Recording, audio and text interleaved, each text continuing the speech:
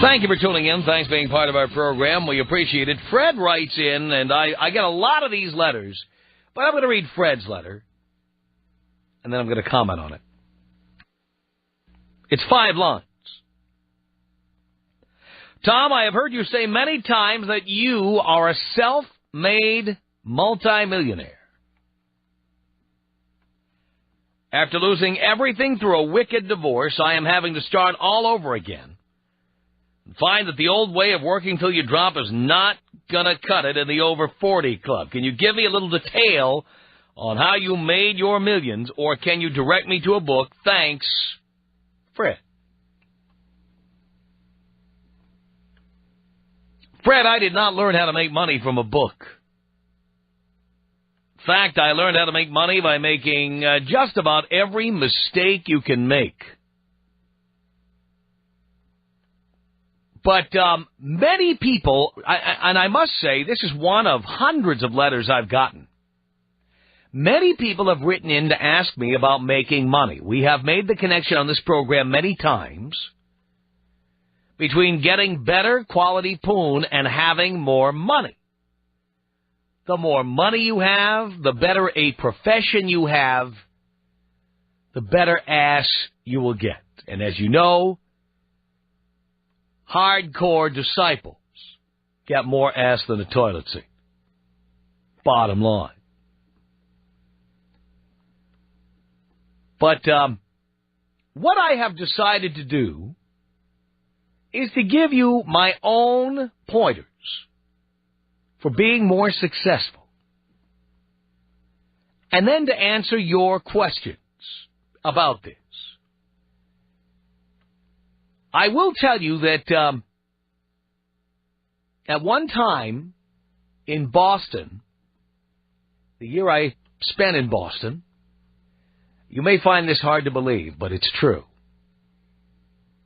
I was persuaded by a friend of mine to teach a course at an inner city high school for the organization called Junior Achievement. And in Boston, a place that is one of the most racist, sexist,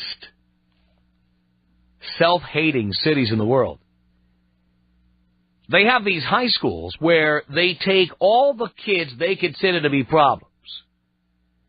Drug addicts, people with reading disorders, attention deficit disorders, pregnant students, retarded students, whatever. They throw them all into one toxic waste dump of a high school. It is every problem child in the city, or at least in this area of the city, they throw them all into one school. Of course these kids are never going to make it. Of course they're never going to succeed, because they're not around any successful students. They don't see how it's done. And so Junior Achievement came in there, and it was their feeling that if they could reach one kid or two kids, it would be worth doing. So they reached out to me, if you can believe this. Because one thing people know, whether they like my radio show or not, whether they like what I have to say or not, one thing people know is I'm rich. And I started out dirt poor. And so they thought I might have something to impart. And every week, early in the morning, I used to show up at an inner city high school in Boston. This was not far from Copley Plaza.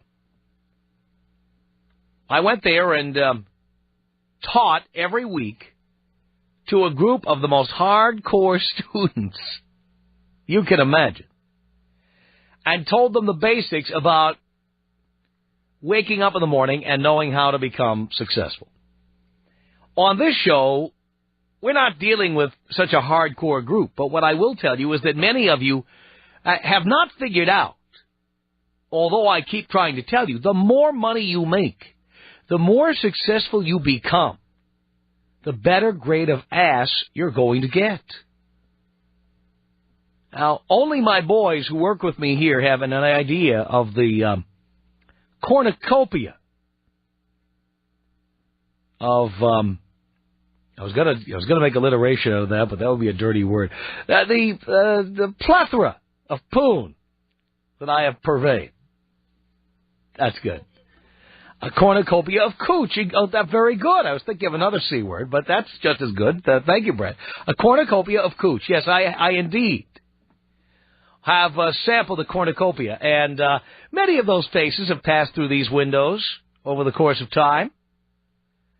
And it is because I am a successful individual. But it's not limited to having a radio program. You don't have to have a radio program to do this. But many of the boys have figured out at least that much. More money, better chicks. Better profession, better chicks. And they wanted to know some of the things that I have done to be successful. So I'm not going to get into a radio conversation about how I made it in radio because, very few people are in the radio business. Let's start with that. But I'm going to talk to you about some of the basic things I've done in my life to be more successful. And then you may have some questions, and I will answer your questions because many of you boys do want to be more successful, if for no other reason than that basic, visceral reason that men want to be more successful, to get a better piece of ass. I don't care if you're Bill Gates or Vincent van Gogh or who you are. The reason you strive to succeed at stuff is to get better chicks. That's why guys become musicians. That's one everybody can understand. That's why guys love to go around saying, hello, I'm an artist. Hello, I'm a poet. I mean, the point is, the better known you are, the more successful you are, the more money you make, the better ass you get. So let's review some of the things I've done in my own life that I credit with making me successful today. And things I could have done better and would have been more successful. Because that's something else I know. I'm no perfect person.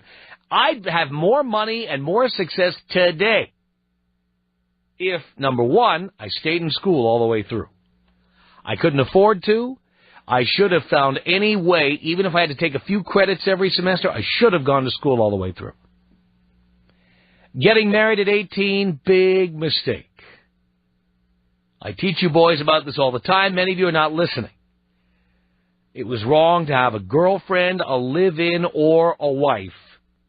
And it cost me years of my career. It cost me years of valuable time. And in some ways, it kept me from finishing my education. Shouldn't have done that. Other things that I should have done earlier. I should have starved for my career earlier. I should have held out for what I wanted to do, but instead I took all these day jobs and got bogged down in them like quicksand. Bogged down in these goddamn day jobs. Sometimes you just have to say, look, I am in my case, a radio personality. And if nobody wants to hire me, I'm going to take the lowest of the low jobs and work my way up if that's what I have to do. Now, in order to do that, you have to sacrifice certain things. No girlfriends, no wives, no living with mommy and daddy who will always try to influence what it is you're going to do in life. And very importantly, boys, and I know you don't see the connection here, you got to wear a rubber and prevent these psycho bitches from hell from having your child and essentially holding you hostage for the rest of your life. I can't tell you how many just absolutely sad, heartbreaking letters I get from guys who for one night, 30 seconds of spooge, all of a sudden they got no career left. They got no life left. I hear from you boys all the time.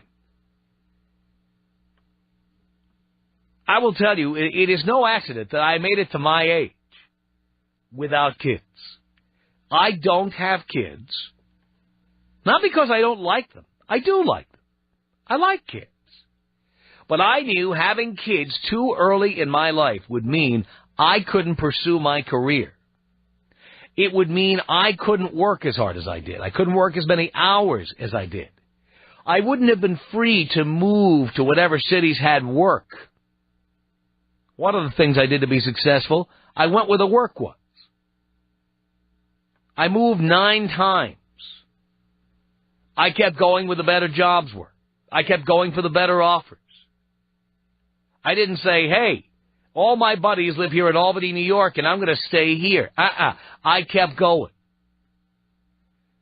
One of the things people do, I must tell you, and I know I'm going to sound cold-hearted, it's going to sound terrible, they make a bunch of friends and they say, that's it, I'm not leaving this particular city. If I can't make it here, I'll be a plumber. If I can't make it here, I'll deliver pizzas. I don't care. You know what? Don't do that. To be successful, you frequently have to move away. To go to school, to work your way up in a profession. Sometimes there's just parts of the country that are better for doing the thing you want to do than other parts. You might not live in a good part of the country to do the stuff you want to do.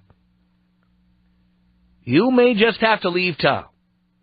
The minute you let friends, girlfriends, wives, children, or anybody else, parents, neighbors, acquaintances, distant relatives, or anybody influence your decisions, you are dead. Why are so few people really successful? I'm going to tell you the cold, hard truth. Because most people don't have the balls to say, I don't care what my mommy and daddy think. I don't care what my high school sweetheart thinks. I don't care what my friends think. I don't care what my children think. I don't care what people think of me because I won't have children. Most people don't have the balls to say the most important thing is me and being successful. I can't make other people as happy today as I will be able to make them years from now if I stick to my plan and don't let other people influence me. You can't let other people influence you. You can't care about what other people think of what you want to do. My parents did not want me to do this for a living, and they actively did things to stop me from succeeding, including my dad would not help me pay for college. You know what I told my dad? F you. I left home at 16. I said, I'm doing it. I don't care. And I left. Most people don't have the balls to do that. Most people are afraid to do that. Are you afraid to do that? If you are, you'll never be successful at anything. Ever. You'll never do any better than your dad did. That's it. That's as good as it's going to get. How many people are about to graduate high school and they look around and they go, oh, I love my friends. I love going to the prom. I love hanging out here with everybody. You know what? I just want to stay here in this small town, in this suburb. Sure, I'll go become a cashier at Walmart, but I'll be here with all the guys I went to high school with, and it'll be great. No, it won't. Getting good grades and not getting stuck in a community college where you are pigeonholed as a loser, it's well worth your while to bust your ass and get better grades. Play along with the goddamn system. I wish I had played along better with the system. It wouldn't have been as hard to succeed as it was for me. Now, these are just some basics. You may have some specific questions, and the younger you are, the better. But I'm telling you, the biggest flaw people have is that they allow the whole rest of the world to decide for them what's good for them. They worry about what the mom and dad think. They worry about what the brothers and sisters think, aunts and uncles, cousins, grandparents, neighbors, high school friends, college buddies. They worry about that stuff. You know what? You can't worry about that stuff. Because you know what most people want for you, and this is the dirty little secret, including my own dad. I'm going to tell you, this is what everybody is thinking. They don't want you to do any better than they're doing. I'll give you an example of how people are like this. Have you ever been on a diet? I mean, you're struggling, right? You gave up the cheesecake, you gave up the pizza, you gave up the Kentucky Fried Chicken, and there's always those people going, come on, just one piece of cheesecake, come on! Look at out of the Cheesecake Factory. We'll just have one slice. Come on. That is somebody who's afraid you're going to look better than they did. Who's afraid that you'll accomplish something they couldn't, that you'll do something they didn't do, that you'll have the balls to finish something that they don't have the balls to finish. You know what? That's how people are with your career. That's how they are with your education. Even your own parents, the people who are supposed to want what's good for you, in many cases don't want you to do better than they're doing. The result is most people can't fight the feeling, they can't fight the force, they can't fight it. So they give up and they say, what the hell, I'm not going to be any better than anybody else. And then they're not. You know what? When I was a kid, here's what I said to myself, and this is one of the keys. I said, I'm better than these losers. I'm better. I'm better. And it's up to me to prove it. So I went out, and I nearly went bankrupt, and I took every risk in the world. But I never allowed myself to be swayed by girlfriends, even though I had 4 wives, never allowed them to sway me. The minute a woman tried to dissuade me from doing my career or tried to encourage me to retire, she got drop-kicked. Because that's what you have to do. There's no piece of ass worth giving up your career. Now, if you have questions for me, I'm here to answer those. 1-800-5800-TOM. The more money you make, the more power you have. The more power you have, the more money you have. The more money you have, the more power you have. The more money and power you have, the more poon you can consume. The Tom Leykis Show. Like us on Hot Talk 1080 KOTK. Tom Leykis Show at 1-800-5800-TOM. Thank you for tuning in. Let's say hello here to Tony on the Tom Leykis Show. Hello. Hello, Tom. Hello, Tony. Hey, how's it going, man? Pretty good. Hey, I just want to let you know about myself. I'm 21. I'm a licensed airplane mechanic, and I'm also going to school to become an engineer. And I let nothing come in my way. And do people try to stop you? You know, I've had a few bumps along the way. You know, my first major job, I got laid off, and my dad told me, he's like, hey, why don't you move back, you know, go to work with me and stuff. And my mom, she was really supportive. She said, you know, go for your dreams and stuff. And so yeah, well, do not go to work with your dad unless your dad's name happens to be Bill Gates. Thanks a lot for the call.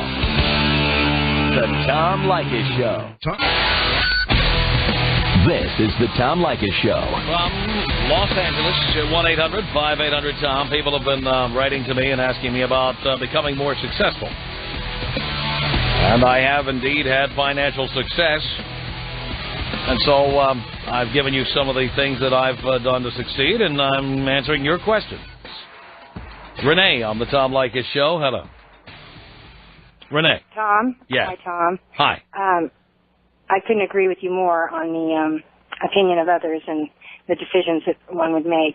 However, I've got a couple of questions for you. How do you figure that, well, you might, the more success that you have, you might get a prettier piece of ass. However, you're definitely not necessarily getting the best piece of ass. Well, you're assuming, then, that the best pieces of ass are not that attractive.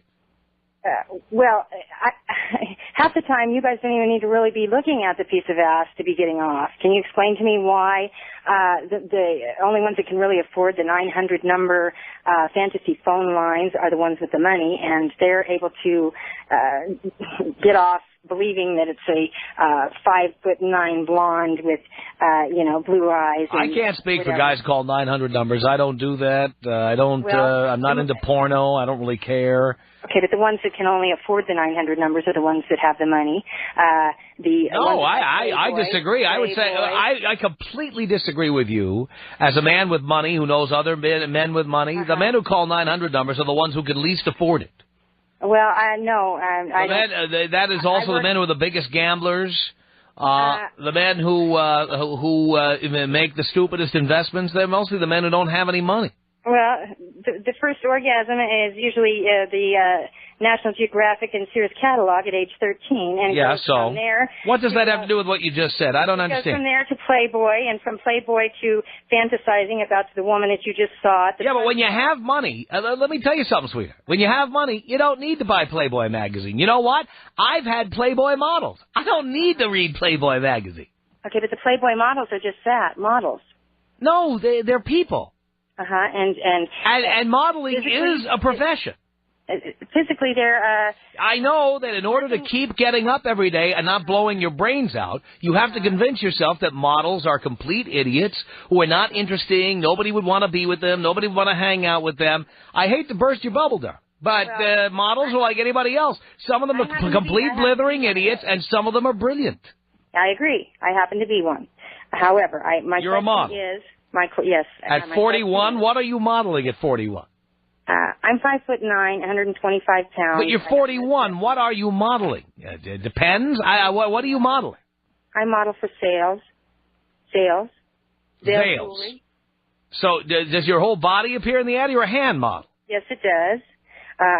I've never seen a whole body in a sales I did ad. a bathing suit advertisement for the Dominican Republic. For the Dominican Republic. How about the United States of America? The United States of America is where I live. No, but do you work here? Yes, I do. You do work that is seen here. Yes, I've done work for years and years. And I know, but now you're 41, and what is your point? I don't look 41. Yeah, I know. I'm they very all say proud that. of being 41. Yes, I know. Why are you bringing all this up? This isn't about you. Okay, no, I have a question. I have several questions. When will you get to those? You've been on the air 3.5 minutes. Well, you haven't answered the ones that I came up with from the very beginning. You haven't asked me any. Yeah. If you'd stop interrupting me. No, don't tell me how to do the show, darling. If you were an expert at doing the show, you'd be down here at the radio station doing the show and not calling in. To ask the questions. What are the questions? Get to them, please. Okay. You're saying the more money that you have, the better piece of ass. Yes.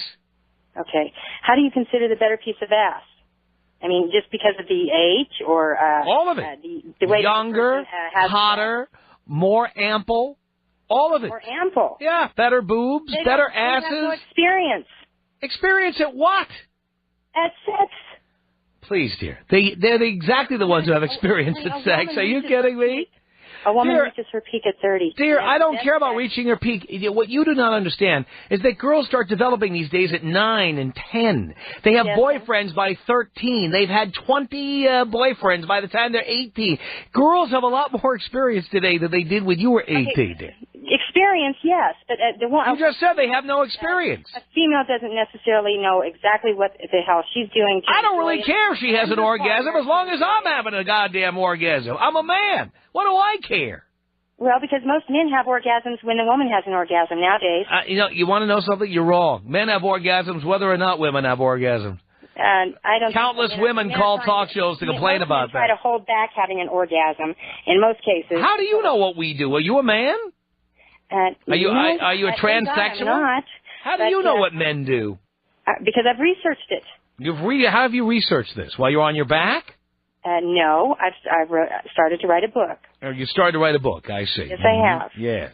So at 41, I not only... And when will this be coming out, this book? You have a publisher, I take it?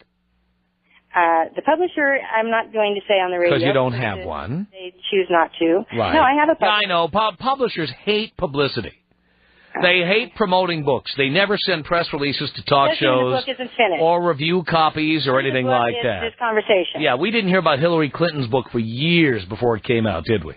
Hillary Clinton had a book that sold books as opposed to your book.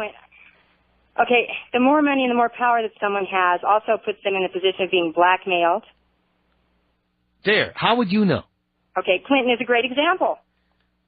Clinton is a great example. Clinton went out and was in the White House and got a BJ from an intern. While he was married and living in the White House. I mean, come on. What? He didn't get blackmailed because he was rich. He got blackmailed because he was married and had a high-profile job, and he went and did something he wasn't supposed to do. I'm sure Mrs. Clinton. And by the way, he didn't lose his job. He didn't lose his position. Reelected? What? He didn't get reelected? You couldn't get reelected because, dear, have you read the Constitution? He was running for office in a different level. Where? Where was he running for office? Okay, his wife. Where was Bill Clinton running for office? He wanted to. I've got you now. Where was he running for office specifically? Clinton was trying to be mayor. Where? In the Bronx, I think it was. The mayor of the Bronx. Is that a city? It's a part of New York. I see. And it has a mayor? Who's the mayor of the Bronx now? The Bronx is where his office is. That's where he was running. No, his office is not in the Bronx. You are wrong. You are wrong. Now I know how little you know. His campaign started in the Bronx. Dear, the Bronx does not have a mayor. You ignorant moron. The Bronx does not have a mayor because it's not a city. Number one. I'm not saying that the Bronx is the city. You just said he ran for mayor. His campaign started in the Bronx. What? Campaign for what?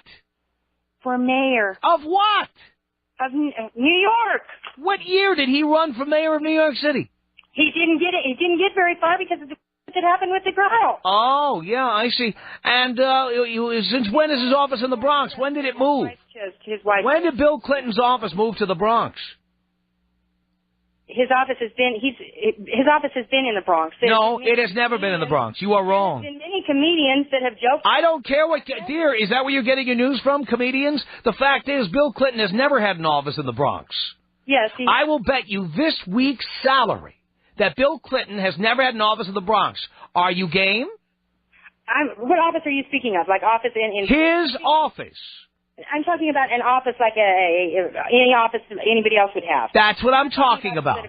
I will bet you my salary this week that Bill Clinton does not and has not ever had an office in the Bronx.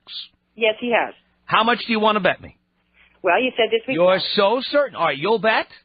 And that means you'll pay me the equivalent of my salary this week if I'm right. You bet. Since you got that big book advance. Really?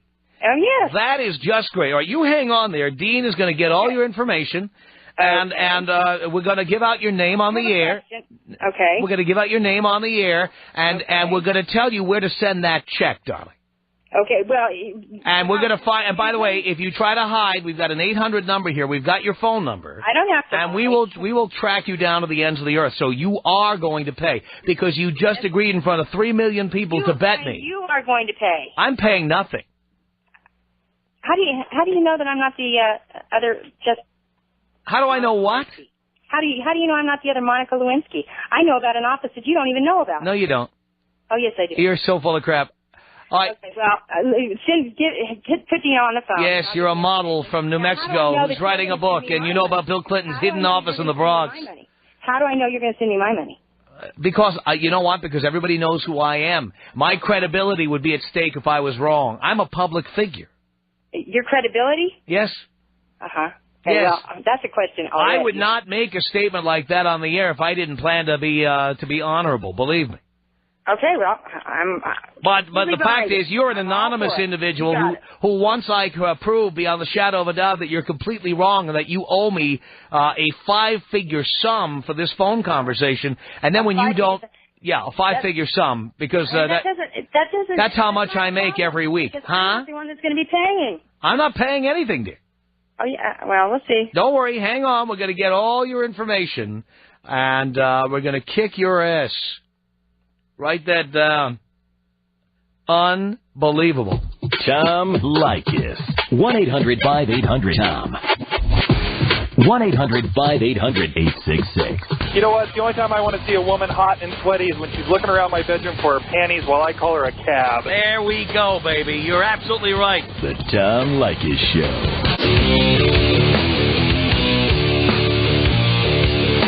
The Tom Leykis Show at 1-800-5800-TOM. Dean is still trying to get Renee's information so we can procure the 5-figure sum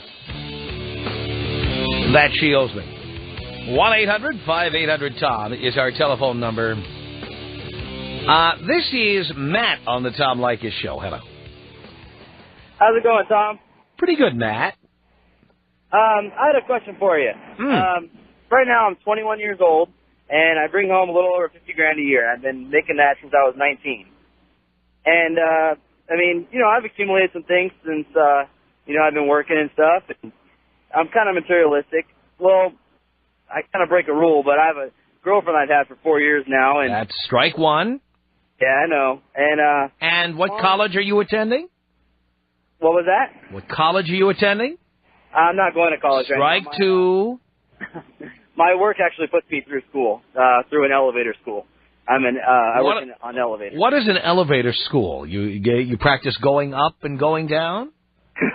No, they teach you all the electronics, all the electricity. They teach you the mechanics and all that. I've been in for 2 years now, so I have a really good understanding how the elevator. What is your ultimate goal? Well, I want to basically be an elevator mechanic, but I want to have businesses on the side and stuff like that. And why do you need to have businesses on the side? Why not do the businesses on the side as your business? Exactly. But right now I have a guaranteed income, you know, and if I But the point is you're 21 years old. You don't need a guaranteed income. I'm making really good money right now, though. What's the most an elevator engineer has ever made? The best one who ever lived?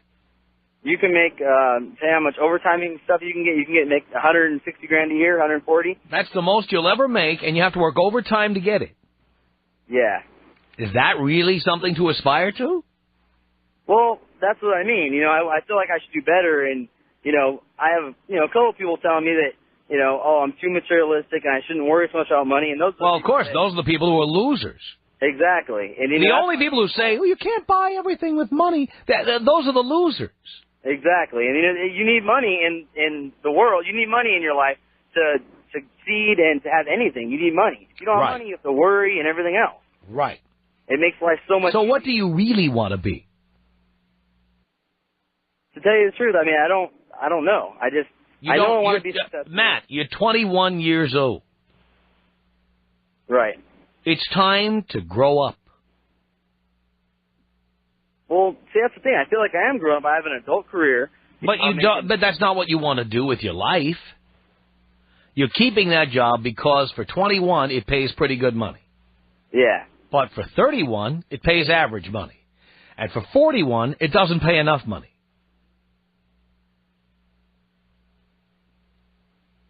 That's kind of true, depending how you look at it. I mean, that's how you have to look at it, Matt.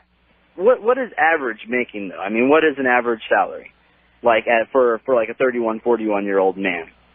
Well, for one thing, it goes up dramatically between 21 and 31, and 31 and 41. It goes up. Oh yeah. I mean, do you know that today I'm 46 years old, and today I am making 5 times what I was making 10 years ago.